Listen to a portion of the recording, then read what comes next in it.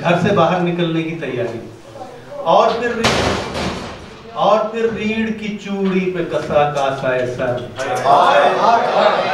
वाह वाह वाह, क्या तशबीह, क्या इस्तिआरा। और फिर रीढ़ की चूड़ी पे कसा कासा सर, कासाए चश्म में आंखें रख दी, हर गुने गोश में आवाज का बाला डाला, नाक का छेद किया कील मशामे जहां से, आबे हैवान जो पिया सोई जुबान जाग उठी, रोग ने लामिसा तर करता गया हर गुने मुंह, जिस्म को ढाल किया कपड़ों की दोहरी तह से, पाँव में चर्म का चक्कर पहना, कोट की जेब में चेहरे डाले